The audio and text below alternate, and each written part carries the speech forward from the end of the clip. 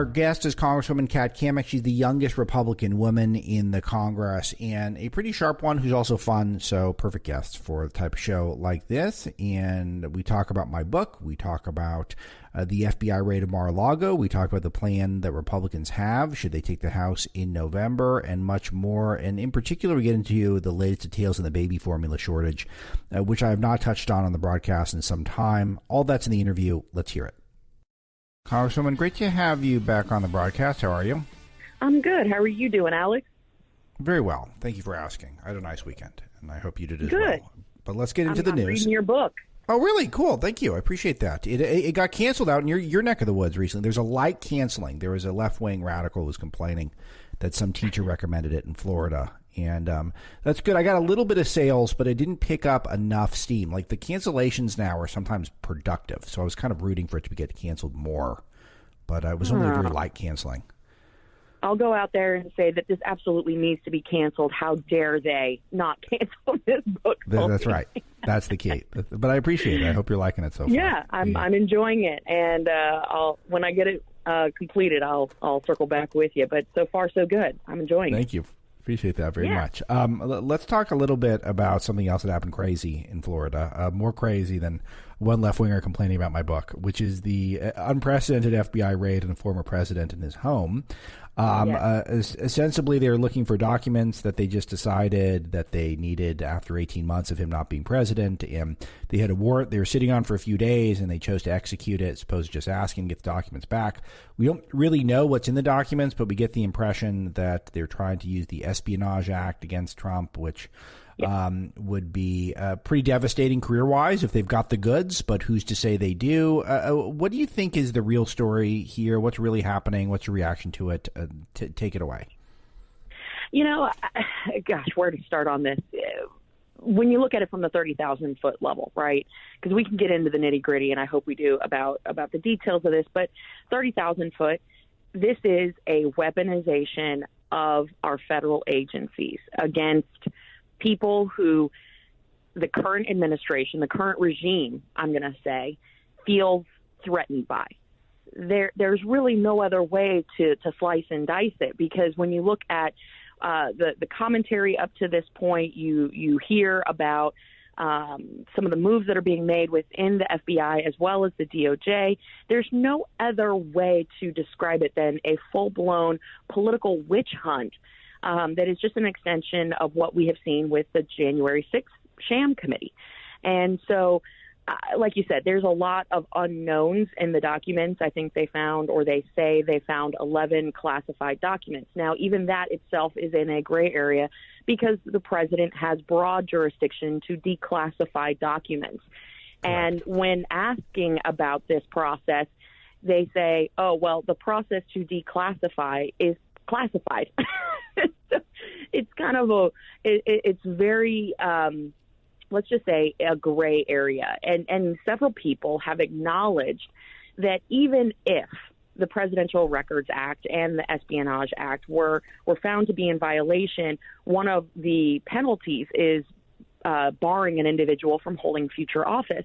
Now, that wouldn't hold up because the Constitution is very clear in who is eligible to hold office. So even though that statute exists, I do think that President Trump could overcome that if he were to be found guilty.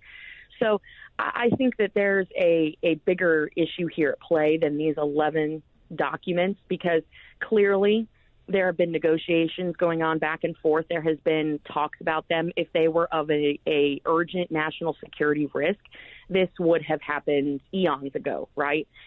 Especially since the FBI supposedly knew about these documents. But since they don't pose an immediate national security threat based on the actions or inaction of the FBI, then I think it's safe to say that this is a whole lot of overkill. I think, 30 FBI agents, they didn't even notify the local FBI office.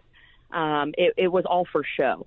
And so I think we have a lot that we're going to learn as these document preservations and inventories come to light, and we'll have to see then. But I think no matter what the American people are going to get the answers that they've been looking for when Republicans take the House. And I think that's the important thing, not just on this raid, but on so much more. Going through Hunter Biden, Hillary Clinton, Susan Rice, I mean, there really is a laundry list of misdeeds that we need to get to the bottom of. And I think Republicans are going to be very, very busy in making sure that we restore some faith in this country.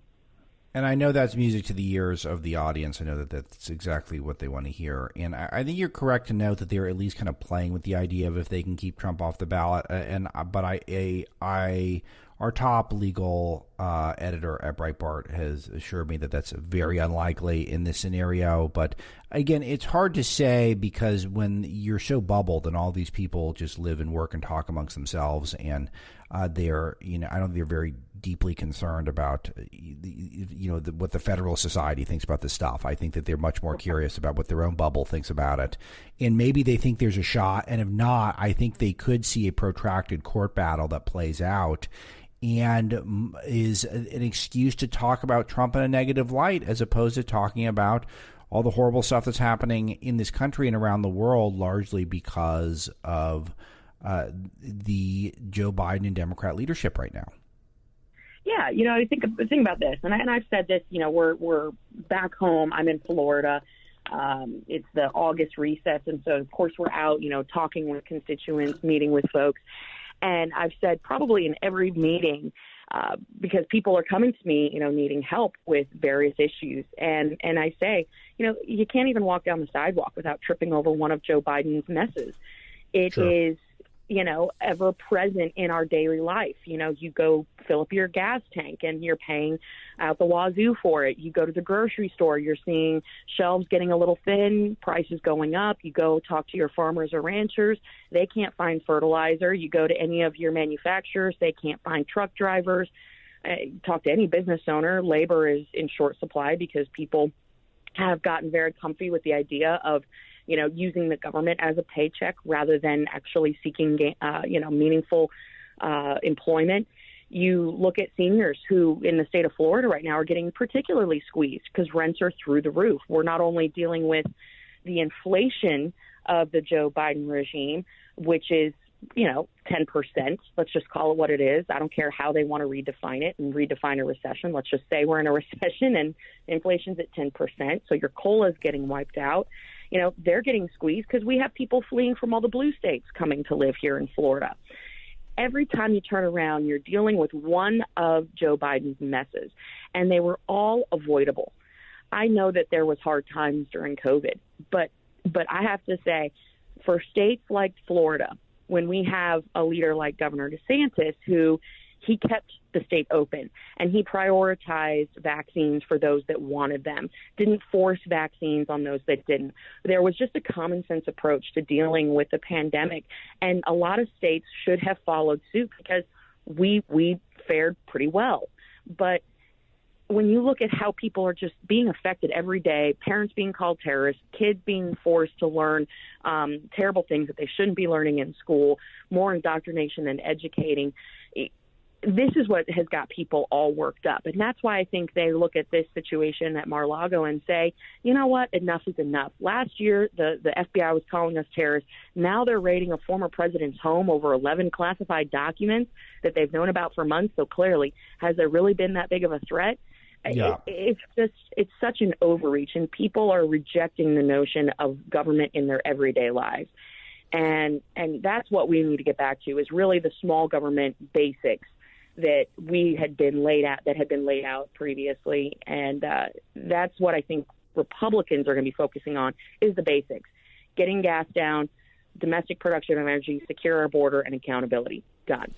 I think you're right on this, and I think that most people want it, but I think a lot of it is eating clock, that people want to they want to take time away from discussing.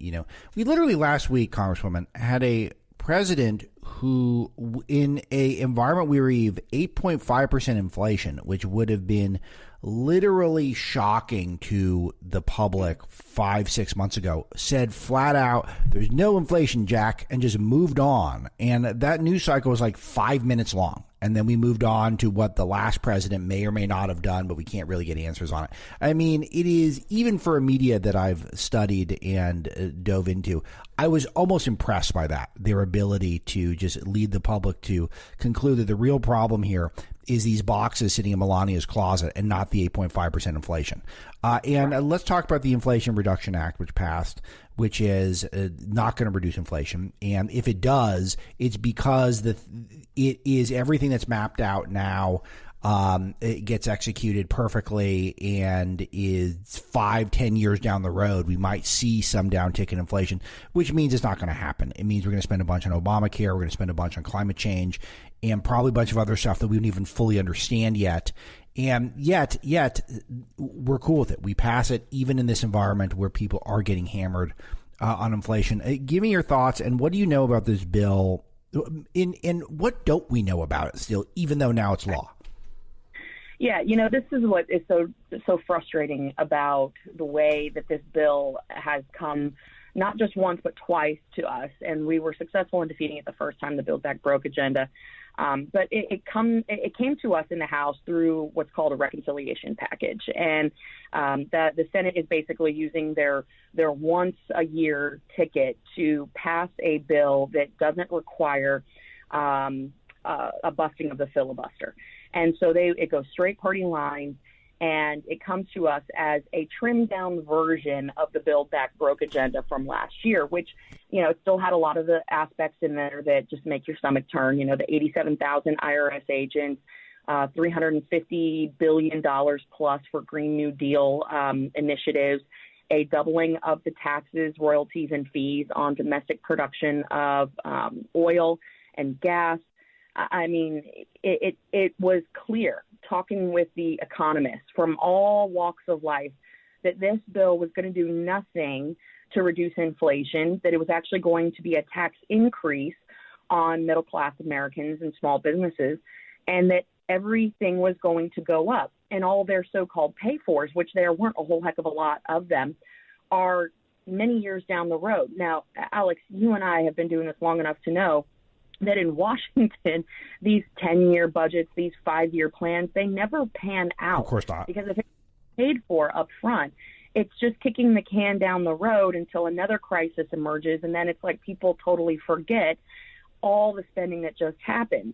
And so it really is just a $745 billion with a B dollar monstrosity in new spending that is going to jack up the deficit, increase the debt, take more money out of our pockets.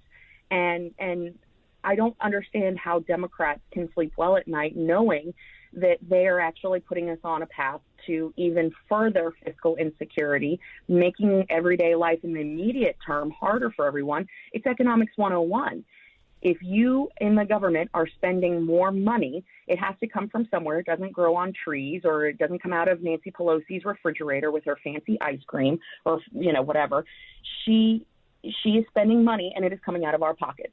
And how they expect to get it, and when you read the bill, this is where the language gets very dangerous, in my opinion. They expect to get it through these 87,000 IRS agents and their new audits, of which 710,000 of those audits are going to be targeting people making $75,000 or less. It's in black and white.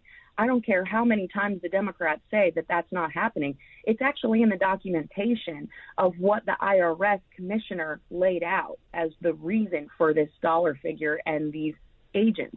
So this is going to be painful. But the good news is that we can, and that by we I mean Republicans, we can turn around once we get the House back, and we can start cutting, slicing, and dicing. We just need to have the backbone and the intestinal fortitude to do it. Because I know that in the past, Republicans have not been great at cutting spending either. So we've got to really have that family conversation of, listen, are we fiscal conservatives or are we not? We've got to do a lot of rolling back of what the Democrats did, and that's going to start in January. But we've got to have a one team, one mission mindset. We can't fracture like we did last time. And Congresswoman, let me ask you a couple other quick ones. You've been generous with your time already, but you've been pretty vocal about this part of the Inflation Reduction Act, about IRS audits. The White House is saying that only the wealthy are going to get targeted. My analysis on this is either scenario is bad here. Either what they're doing is they are trying to continue to disincentivize people who are successful in this country to be successful, that they're just going to, your reward, congratulations, you've made it, and you're already paying six figures in taxes. Now the IRS is going to grab your ankles, turn you upside down, shake you until every last penny they can falls out, which I don't think is a good signal to send. Or the opposite is that you're struggling to make ends meet thanks to Joe Biden's inflation, the Biden inflation. Things are even tighter than ever, and now the IRS is at your door trying to get even more out of you. That's not good either, and that's why I hate these bills, and I just detest how we treat taxpayers like criminals in this country. But give me your take. No, I mean, listen, you and I are 100% on the same page with this. I mean, this is teeing up a new culture, right? Because this is what government tries to do. They try to mandate and legislate a culture in America when you and I both know that you can't legislate morality. You can't legislate a culture effectively. And they want to make it so that they are, one, involved in every aspect of our life, but they're trying to basically make people dependent on government. I call the leftist agenda the dependency and control agenda, because they create these big government programs that make you dependent on it, and knowing that you're never going to vote against your own interests. So once you are locked into these government programs, it's virtually impossible to get off of them. At some point, we could do a whole segment on the business of poverty today, and why it's big business for big government. But these IRS agents, they're coming after people making less than $400,000. We know that because the Senate Democrats were presented with an amendment that explicitly said, okay, you want to prove to us that you're not coming after middle-class Americans and small businesses? Here's an amendment that says that no audits will go towards any people or companies making $400,000 or less. Not a single Democrat in the Senate voted for it. Now, you have to ask yourself why. They keep saying that they're not coming after everyday working class Americans, but their actions say otherwise. So it is another case of, look over here, shiny object. I'm going to tell you what you want to hear, but reality over here with my left hand is I am literally stealing everything out of your bank account, and I am going to make sure that I have tabs on you every second of the day. They are not honest when they are talking about these bills. They have these very high-level talking points about, we're capping the cost of prescription drugs. Well, in reality, what they're doing is they're forcing out competition, taking that incentivization to research and develop and create new drugs that then, through that competition in the free market, drives the cost of drugs down because there's many different providers. Now they're going to basically slash the number of providers, which is going to eventually increase the cost of the drugs. And it's going to be subsidized in some form or fashion because that's what government does. It's looking for ways to just embed itself into every aspect of our life and industry. So, you've got the amendment in the Senate that was rejected that proves that they're coming after us. When you look at the size of the IRS now today, it is going to be bigger than the State Department, the Pentagon, and Customs and Border Patrol combined. That's absurd. That's obscene. Right. Yes. That's not who we are as Americans. It just goes and it's just so disturbing that taxation, I mean, I just feel like should be a moral issue. The government putting a gun to your head, confiscating more of your money, and instead it's just being treated. I just don't like the way we treat it, and I don't think it's sustainable. I don't think it's sustainable to keep doing this, especially when we spend all the money that we're taxed and then on some, what? and then some. Yeah, right. Exactly. Hey, though, you could subsidize some of those cool Zelensky Vogue photo shoots. That could be a good move.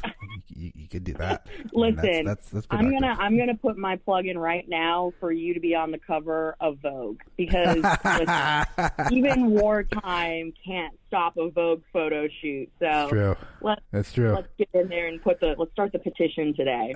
Yeah, absolutely. Congresswoman Kat Cammack. Last one, I can't resist. I got to ask you about baby formula issues, which I know you've been trying to continue to raise awareness about. It's arguably worse than it was. I'm happy to say that my preferred brand I started seeing occasionally now these days after months and months and months. I have a baby who's being formula fed, and we hoarded everything we can.